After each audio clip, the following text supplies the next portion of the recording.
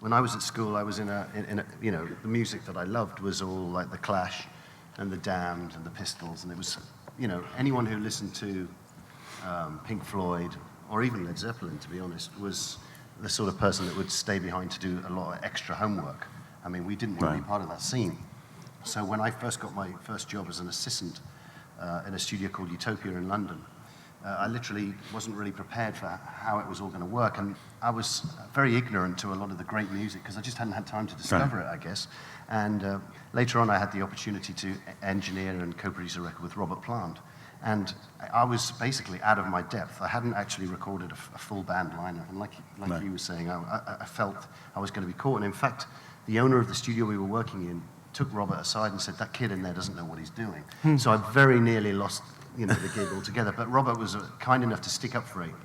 But as we were setting up these drums, he kept mentioning these reference points of, you know, When the Levee Breaks and Misty Mountain Hop, and I honestly didn't know what he, you know, the songs, and I sort of was sort of saying, well, yeah, I know. And he said to me, you know, Timmy, which Led Zeppelin albums do you actually own? And I had to be honest. I said, I haven't actually got any, to be honest, Robert.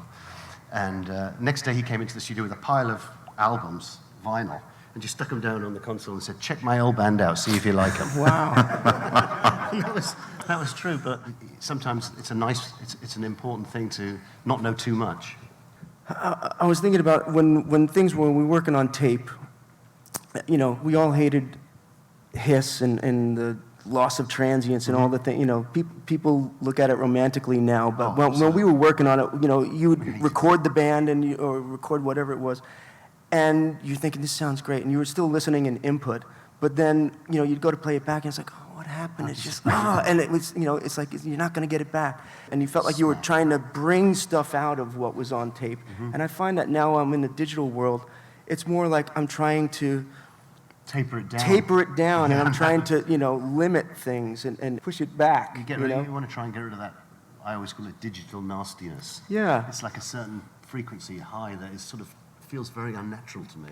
I was always fascinated by the recording process, and I actually became quite aware of it when I was very young. And you know, when you're younger, you believe in magic. You know, that's part of being a young person. But there's a spirit of being a young person that, even though I'm older now, and I feel like the business and the technology has changed dramatically. Like, you know, when I first started recording, you know, I was really like, whoa, 4 tracks, what am I going to do with all those, you know? But the only point I'm trying to get at is that my father showed me something with 2 tape machines, portable ones with a speaker and a microphone, where we would record all my friends clapping on the first one and then play it back and record it on the other one and then back. It was like sound on sound, you know? And I thought it was magical. I was like, wow, this is magical.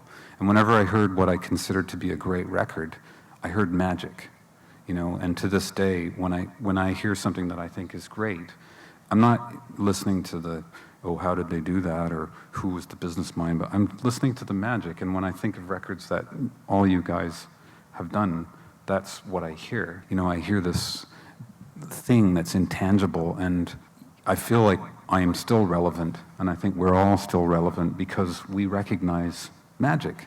And I think that's what makes greatness, you know, and I think that that's never going to be out of fashion, no matter what technology comes along, you know. What do you miss, George, about, you know, when you first started making records to the way that things are done now? Yeah, it's funny. I did a track with Ice Cube and Chuck D, and they were neither one was ever in the room with me, and they weren't in the room with each other. It was like it was very strange. It's like files just get transferred back and forth. And it's not as much fun. I don't know. I guess we'd say. And like we were talking about magic. Like I remember a funny thing. This is, you know, back in whatever we're working on the song. With this great guy called Tom Panunzio. I was like, at the end, can all like the echo and everything keep going on this record? I said, but I want the song to stop. He goes, yeah, no problem. It's like this, and we keep crazy hours back then too. This is like this is the stuff you think of at 4 in the morning. I'm like, I really want to just like wow.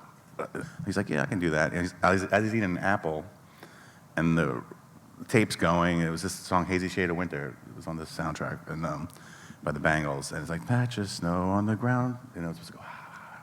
He's like, yeah, I can do it. He'd look over and he walks over to the tape machine. He sticks his finger in to, I guess, the cap stand, whatever, and he just pulled, what are you doing? And he's like, you're gonna love it. I was like, oh, it's beautiful. You know, like, so I miss stuff like that, like hands-on stuff, you know, just like. I mean, I think everyone, that's something I'm sure we all agree that, you know, the best cure for a bad mix is a great song. And ultimately, anything that we do here, it's all about the composition, and the technical stuff is, you know, it enhances the magic, as Malcolm was saying, and you try your best to present the song in a way that's going to tell the story the best it can be. But really, the truth is that if you make a musical change, that's a far bigger thing to do than to change the EQ on a hi-hat, because that'll go across any speaker system in the whole world. You know, your mum will say, that sounds different. I like it more now. What happened? Oh, well, we just moved that note.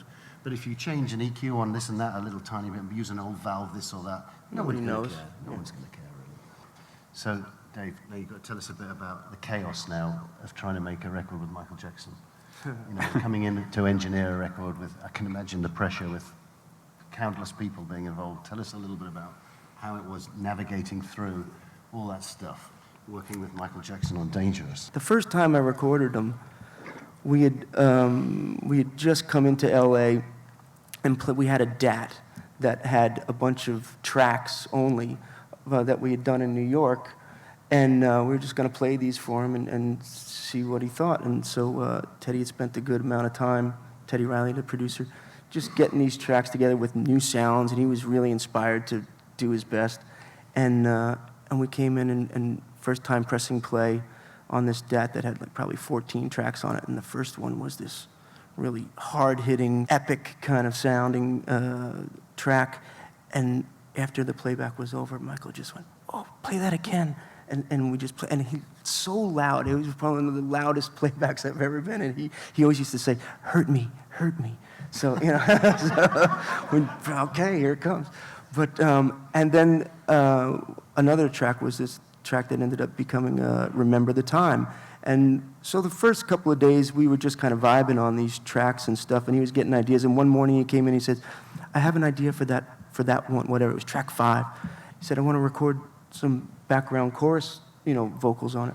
So we were kind of, as was the fashion in the day, this is like the early 90s, used to, when you're doing the chorus vocals, of just doing one chorus and stacking all the vocals, you know, so if you're going to do whatever, 6, 8 tracks of vocals, and then flying it into the other choruses. And so when Michael said, let's go, I said, well, should we go to the second chorus? It's a double chorus. We can, you know, just do that. And he's like, well, what do you mean? Go to the beginning. I just said, okay, go to the beginning. And he waited till the chorus came on, and he was getting in his groove. And when the first chorus came on, he did his first note. And then when he got to the second chorus, he did that same note in the second chorus, and again at the end. And it was maybe just a hair different each time. And they say, okay, let's double that. And then we literally went like just one pass all the way through, doing a double, and then maybe a triple, and then another note, and another note. We had like, you know, 6 or 8 tracks of him going all the way from the beginning to the end. Perfect. I was amazed at how perfectly his doubles were, as far as the phrasing and the breathing, and just in perfect time. Didn't need to be moved or anything. And in like, you know, 20 minutes it was over, and I didn't have to fly anything back and forth. And it's like, well, why do we do it the other way? Because, you know, and then I remember, it's like, well, because it's not Michael Jackson singing it. Yeah, So, he's a yeah. good singer. That's right. Yeah.